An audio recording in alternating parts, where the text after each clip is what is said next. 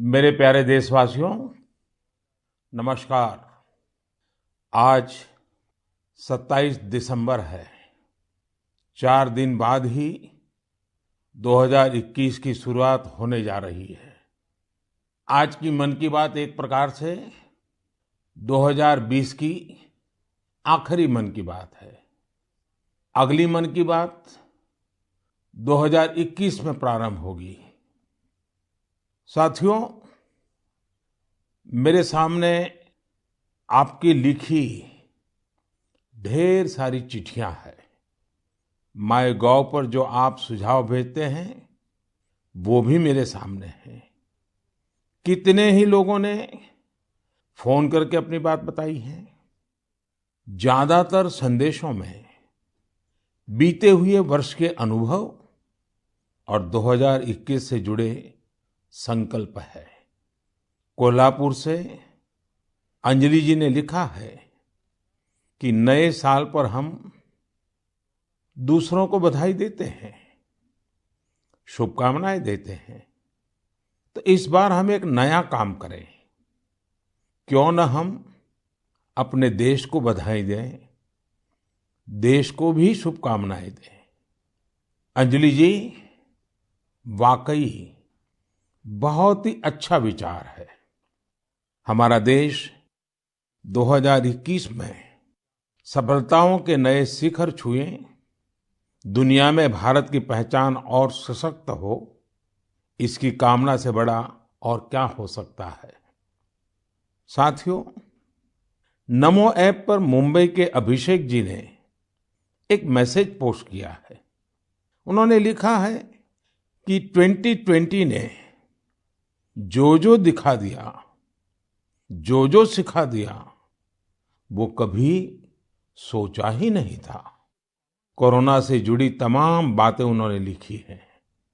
इन चिट्ठियों में, इन संदेशों में मुझे एक बात जो कॉमन नजर आ रही है, खास नजर आ रही है, वो मैं आज आपसे शेयर करना चाहूंगा। अधिकतर पत्रों में लोगों ने देश के सामर्थ्य, देशवासियों की सामूहिक शक्ति की भरपूर प्रशंसा की है। जब जनता कर्फ्यू जैसा अभिनव प्रयोग पूरे विश्व के लिए प्रेरणा बना, जब ताली थाली बजाकर देश ने हमारे कोरोना वॉरियर्स का सम्मान किया था, एकजुटता दिखाई थी, उसे भी कई लोगों ने याद किया है। साथियों, देश के सामान्य से सामान्य मानवी ने इस बदलाव को महसूस किया है। मैंने देश में आशा का एक अद्भुत प्रवाह भी देखा है। चुनौतियां खूब आई, संकट भी अनेक आए। कोरोना के कारण दुनिया में सप्लाई चेन को लेकर अनेक बाधाएं भी आई, लेकिन हमने हर संकट से नए सबक लिए। देश का नया सामर्थ्य भी पैदा हुआ। अगर शब्दों में कहना है तो इस सामर्थ्य का नाम है आत्मनिर्भरता। साथियों, दिल्ली में रहने वाले अभिनव बैनर्जी ने अपना जो अनुभव मुझे लिखकर भेजा है, वो भी बहुत दिलचस्प है। अभिनव जी को अपनी रिश्तेदारी में बच्चों को गिफ्ट देने के लिए कुछ खिलौने खरीदने थे, इसलिए वो दिल्ली की झंडेवालान मार्केट गए थे। आप में से बहुत लोग जानते ही होंगे, ये मार्केट दिल्ली में साइकिल और खिलौनों के लिए जाना जाता है। पहले वहां महंगे खिलौना का मतलब भी इंपोर्टेड खिलौने होता था और सस्ते खिलौने भी बाहर से आते थे। लेकिन अभिनव जी ने चिट्ठी में लिखा है कि अब वहां के कई दुकानदार कस्टमर्स को ये बोल बोलकर टॉयज बेच रहे हैं कि अच्छे वाला टॉय है क्योंकि ये भारत में बना है, मेड इन इंडिया है। कस्टमर्स भी इंडिया मेड टॉयज की ही मांग कर रहे हैं। यही तो है ये सोच में कितना बड़ा परिवर्तन। यह तो जीता जागता सबूत है देशवासियों की सोच में कितना बड़ा परिवर्तन आ रहा है, और वो भी एक साल के भीतर भीतर इस परिवर्तन को आंकना आसान नहीं है। अर्थशास्त्री भी इसे अपने पैमानों पर तोल नहीं सकते। साथियों, मुझे विशाखापट्टनम से वेंकट मुरली प्रसाद जी ने जो लिखा है, उसमें भी एक अलग ही तरह का आइडिया है। वेंकट जी ने लिखा है, मैं आपको 2021 के लिए 2021 के लिए अपना एबीसी अटैच कर रहा हूं। मुझे कुछ समझ में नहीं आया कि आखिर एबीसी से उनका क्या मतलब है। तब मैंने देखा कि वेंकट जी ने चिट्ठी के साथ एक चार्ट भी अटैच कर रखा है। मैंने वो चार्ट देखा और फिर समझा कि एबीसी का उनका मतलब है आत्मनिर्भर भारत चार्ट, एबीसी। यह बहुत ही दिलचस्प है। वेंकट जी ने उन सभी चीजों की पूरी लिस्ट बनाई है जिन्हें वो प्रतिदिन इस्तेमाल करते हैं। इसमें electronics, stationery, self care items, उसके अलावा और भी बहुत कुछ शामिल है। वेंकट जी ने कहा है कि हम जाने अनजाने में उन विदेशी प्रोडक्ट्स का इस्तेमाल कर रहे हैं जिनके विकल्प भारत में आसानी से उपलब्ध हैं। अब उन्होंने कसम खाई है कि मैं उसी प्रोडक्ट का इस्तेमाल करूंगा जिनमें हमारे देशवासियों की मेहनत और पसीना लगा हो। साथियों, लेकिन इसके साथ ही उन्होंने कुछ और भी ऐसा कहा है जो मुझे काफी रोचक लगा है। उन्होंने लिखा है कि हम आत्मनिर्भर भारत का समर्थन कर रहे हैं, लेकिन हमारे मैन्युफैक्चरर्स, उनके लिए भी साफ संदेश होना चाहिए कि वे प्रोडक्ट्स की क्वालिटी से कोई समझौता ना करें। बात तो सही है। जीरो इफेक्ट, जीरो डिफेक्ट की सोच के साथ काम करने का यह उचित समय है। मैं देश के मैन्युफैक्चरर्स और इंडस्ट्री लीडर्स से आग्रह करता हूं, देश के लोगों ने मजबूत कदम उठाया है, मजबूत कदम आगे बढ़ाया है। वोकल फॉर लोकल ये आज घर घर में गूंज रहा है। ऐसे में अब यह सुनिश्चित करने का समय है कि हमारे प्रोडक्ट्स विश्व स्तरीय हो। जो भी ग्लोबल बेस्ट हैं वो हम भारत में बनाकर दिखाएं। इसके लिए हमारे उद्यमी साथियों को आगे आना है, स्टार्टअप्स को भी आगे आना है। एक बार फिर मैं वेंकट जी को उनके बेहतरीन प्रयास के लिए बधाई देता हूं। साथियों, हमें इस भावना को बनाए रखना है, बचाए रखना है और बढ़ाते ही रहना है। मैंने पहले भी कहा है और फिर मैं देशवासियों से आग्रह करूंगा, आप भी एक सूची बनाएं। दिन भर हम जो चीजें काम में लेते हैं उन सभी चीजों की विवेचना करें और ये देखें कि अनजाने में कौन सी विदेश में बनी चीजों ने हमारे जीवन में प्रवेश कर लिया है, एक प्रकार से हमें बंदी बना दिया है। इनके भारत में बने विकल्पों का पता करें और ये भी तय करें कि आगे से भारत में बने, भारत के लोगों के मेहनत से, पसीने से बने उत्पादों का हम इस्तेमाल करें। आप हर साल न्यू ईयर रिजोल्यूशन लेते हैं।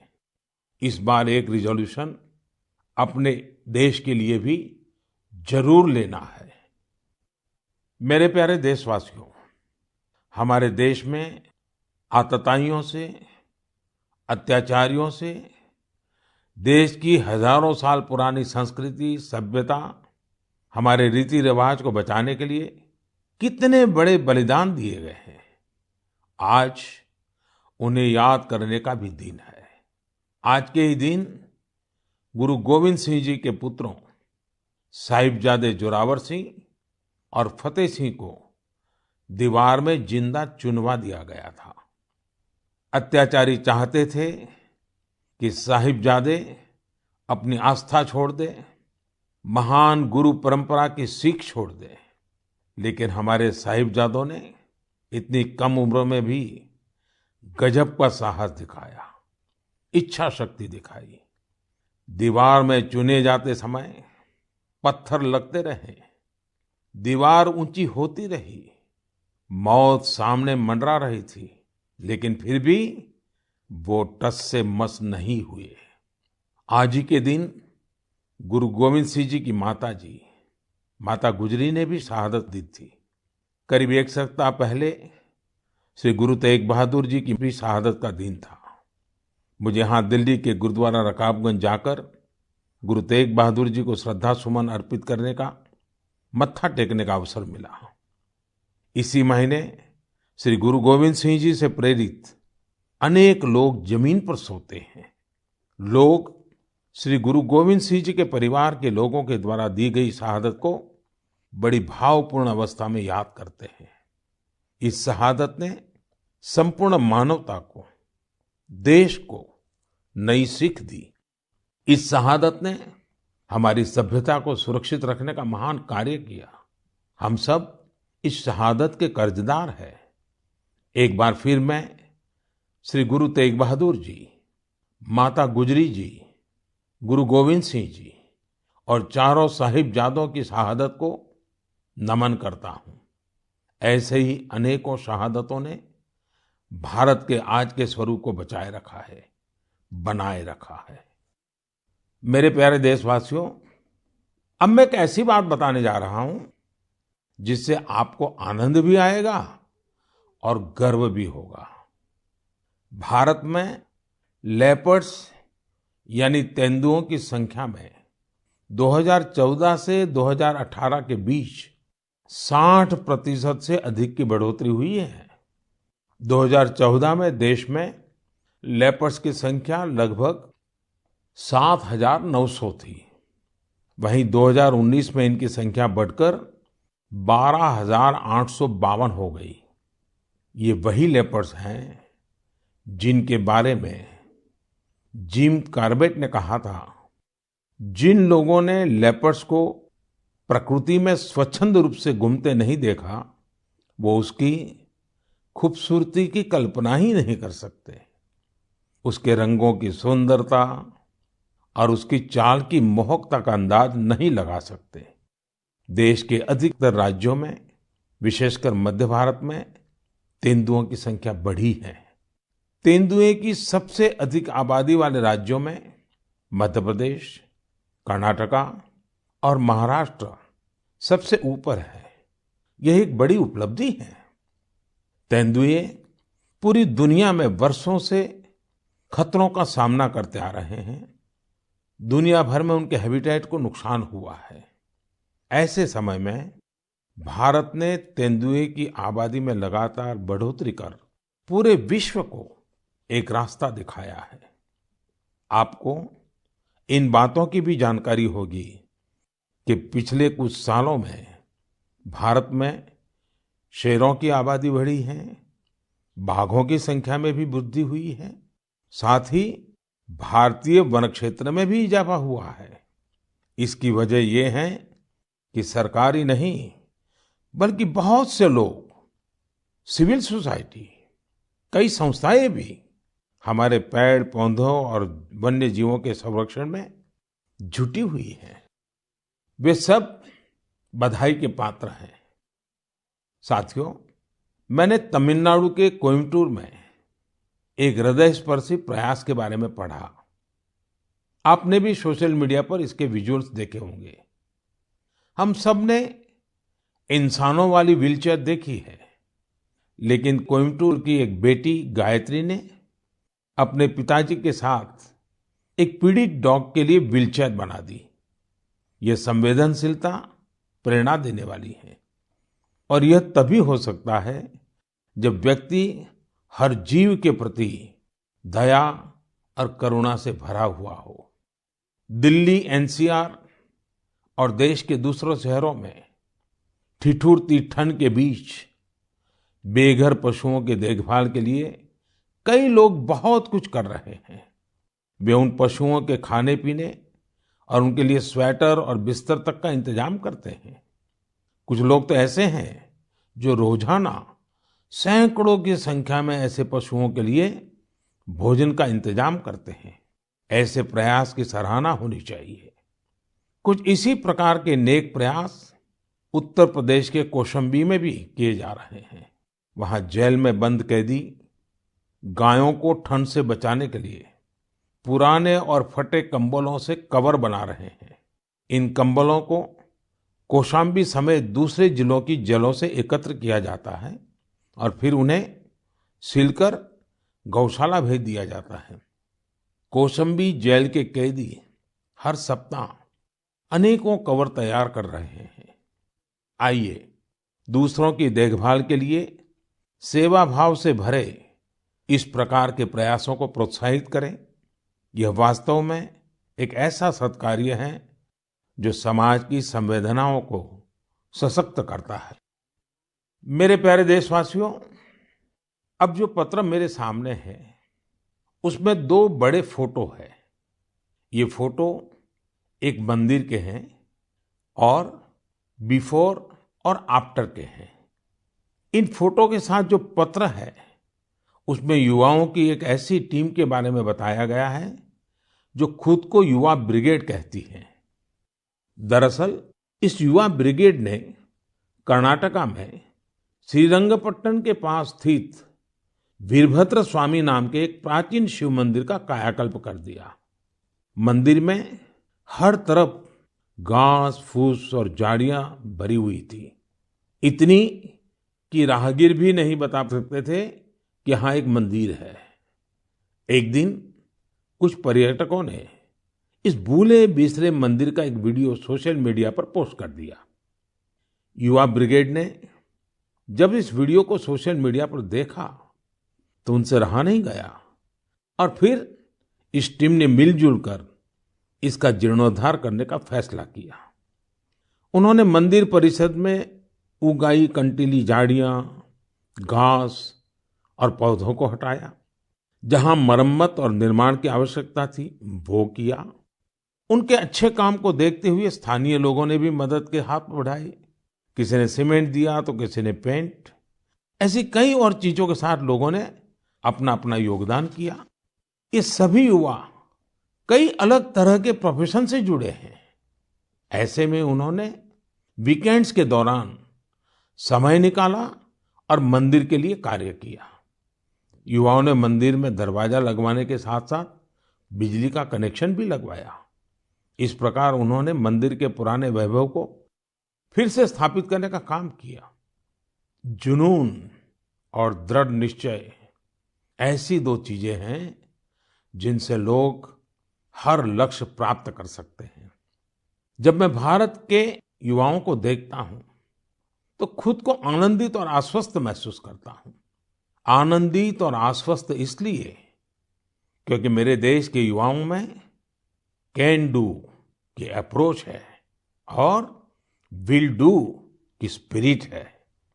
उनके लिए कोई भी चुनौती बड़ी नहीं है, कुछ भी उनकी पहुंच से दूर नहीं है। मैंने तमिलनाडु की एक टीचर के बारे में पढ़ा। उनका नाम हेमलता एन.के है, जो विडुपुरम के एक स्कूल में दुनिया की सबसे पुरानी भाषा तमिल पढ़ाती है। कोविड-19 महामारी भी उनके अध्यापन के काम में आड़े नहीं आ पाई।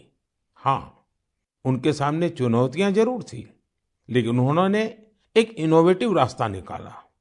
उन्होंने कोर्स के सभी 53 चैप्टर्स को रिकॉर्ड किया, एनिमेटेड वीडियो तैयार किए और इन्हें एक पेन ड्राइव में लेकर अपने स्टूडेंट्स को बांट दिए। इससे उनके स्टूडेंट्स को बहुत मदद मिली। वो चैप्टर्स को विजुअली भी समझ पाए। इसके साथ ही वे अपने स्टूडेंट्स से टेलीफोन पर भी बात करती रही। इससे स्टूडेंट्स के लिए पढ़ाई काफी रोचक हो गई। देश भर में कोरोना के समय में टीचर्स ने जो इनोवेटिव तरीके अपनाए, जो कोर्स मटेरियल क्रिएटिविटी तैयार किया है, वो ऑनलाइन पढ़ाई के इस दौर में अमूल्य है। मेरा सभी टीचर से आग्रह है कि वो इन कोर्स मटेरियल को शिक्षा मंत्रालय के दीक्षा पोर्टल पर जरूर अपलोड करें। इससे देश के दूर दराज वाले इलाकों में रह रहे छात्र छात्राओं को काफी लाभ होगा। साथियों, आइए अब बात करते हैं झारखंड की कोरवा जनजाति के हीरामन जी की। हीरामन जी गढ़वा जिले के सिंजो गांव में रहते हैं। आपको ये जानकर हैरानी होगी कि कोरवा जनजाति की आबादी महज 6000 है, जो शहरों से दूर पहाड़ों और जंगलों में निवास करती है। अपने समुदाय की संस्कृति और पहचान को बचाने के लिए हीरामन जी ने एक बीड़ा उठाया है। उन्होंने 12 साल के अथक परिश्रम के बाद विलुप्त होती कोरवा भाषा का शब्दकोश तैयार किया है। उन्होंने इस शब्दकोश में घर गृहस्थी में प्रयोग होने वाले शब्दों से लेकर दैनिक जीवन में इस्तेमाल होने वाले कोरवा भाषा के ढेर सारे शब्दों को अर्थ के साथ लिखा है। कोरवा समुदाय के लिए हीरामन जी ने जो कर दिखाया है, वह देश के लिए एक मिसाल है। मेरे प्यारे देशवासियों, ऐसा कहते हैं कि अकबर के दरबार में एक प्रमुख सदस्य अबुल फजल थे। उन्होंने एक बार कश्मीर की यात्रा के बाद कहा था कि कश्मीर में एक ऐसा नजारा है जिसे देखकर चिड़चिड़े और गुस्से लोग भी खुशी से झूम उठेंगे। दरअसल वे कश्मीर में केसर के खेतों का उल्लेख कर रहे थे। केसर सदियों से कश्मीर से जुड़ा हुआ है। कश्मीरी केसर मुख्य रूप से पुलवामा, बडगाम और किश्तवाड़ जैसी जगहों पर उगाया जाता है। इसी साल मई में कश्मीरी केसर को जियोग्राफिकल इंडिकेशन टैग यानी जीआई टैग दिया गया। इसके जरिए हम कश्मीरी केसर को एक ग्लोबली पॉपुलर ब्रांड बनाना चाहते हैं। कश्मीरी केसर वैश्विक स्तर पर एक ऐसे मसाले के रूप में प्रसिद्ध है जिसके कई प्रकार के औषधीय गुण हैं। यह अत्यंत सुगंधित होता है, इसका रंग गाढ़ा होता है और इसके धागे लंबे व मोटे होते हैं, जो इसकी मेडिसिनल वैल्यू को बढ़ाते हैं। यह जम्मू और कश्मीर की समृद्ध सांस्कृतिक विरासत का प्रतिनिधित्व करता है। क्वालिटी की बात करें तो कश्मीर का केसर बहुत यूनिक है और दूसरे देशों के केसर से बिल्कुल अलग है। कश्मीर के केसर को जीआई टैग रिकॉग्निशन से एक अलग पहचान मिली है। आपको ये जानकर खुशी होगी कि कश्मीरी केसर को जीआई टैग का सर्टिफिकेट मिलने के बाद दुबई के एक सुपरमार्केट में इसे लॉन्च किया गया। अब इसका निर्यात बढ़ने लगेगा। यह आत्मनिर्भर भारत बनाने के हमारे प्रयासों को और मजबूती देगा। केसर के किसानों को इससे विशेष रूप से लाभ होगा। पुलवामा में त्राल के शार इलाके में रहने वाले अब्दुल मजीद वानी को ही देख लीजिए। वह अपने जीआई टैग्ड केसर को नेशनल सैफरन मिशन की मदद से पंपोर के ट्रेडिंग सेंटर में ई ट्रेडिंग के जरिए बेच रहे हैं। इसके जैसे कई लोग कश्मीर में यह काम कर रहे हैं। अगली बार जब आप केसर को खरीदने का मन बनाएं तो कश्मीर का ही केसर खरीदने की सोचें। कश्मीरी लोगों की गर्मजोशी ऐसी है कि वहां के केसर का स्वाद ही अलग होता है। मेरे प्यारे देशवासियों, अभी 2 दिन पहले ही गीता जयंती थी। गीता हमें हमारे जीवन के हर संदर्भ में प्रेरणा देती है। लेकिन क्या आपने कभी सोचा है गीता इतनी अद्भुत ग्रंथ क्यों है? वो इसलिए क्योंकि ये स्वयं भगवान श्री कृष्ण की ही वाणी है। लेकिन गीता की विशिष्टता ये भी है कि ये जानने की जिज्ञासा से शुरू होती है, प्रश्न से शुरू होती है। अर्जुन ने भगवान से प्रश्न किया, जिज्ञासा की, तभी तो गीता का ज्ञान संसार को मिला। गीता की ही तरह हमारी संस्कृति में जितना भी ज्ञान है, सब जिज्ञासा से ही शुरू होता है। वेदांत का तो पहला मंत्र ही है अथातो ब्रह्म जिज्ञासा, अर्थात आओ हम ब्रह्म की जिज्ञासा करें। इसलिए तो हमारे यहाँ ब्रह्म के भी अन्वेषण की बात कही जाती है। जिज्ञासा की ताकत ही ऐसी है। जिज्ञासा आपको लगातार नए के लिए प्रेरित करती है। बचपन में हम इसलिए तो सीखते हैं क्योंकि हमारे अंदर जिज्ञासा होती है। यानी जब तक जिज्ञासा है तब तक जीवन है। जब तक जिज्ञासा है तब तक नया सीखने का क्रम जारी है। इसमें कोई उम्र, कोई परिस्थिति मायने ही नहीं रखती। जिज्ञासा की ऐसी ही ऊर्जा का एक उदाहरण मुझे पता चला तमिलनाडु के बुजुर्ग श्री टी श्रीनिवासाचार्य स्वामी जी के बारे में। श्री टी श्रीनिवासाचार्य स्वामी जी 92 साल के हैं, 92 इयर्स। वो इस उम्र में भी कंप्यूटर पर अपनी किताब लिख रहे हैं, वो भी खुद ही टाइप करके। आप सोच रहे होंगे कि किताब लिखना तो ठीक है, लेकिन श्रीनिवासाचार्य जी के समय पर तो कंप्यूटर रहा ही नहीं होगा। फिर उन्होंने कंप्यूटर कब सीखा? ये बात सही है कि उनके कॉलेज के समय में कंप्यूटर नहीं था, लेकिन उनके मन में जिज्ञासा और आत्मविश्वास अभी भी उतना ही है जितना अपनी युवावस्था में था।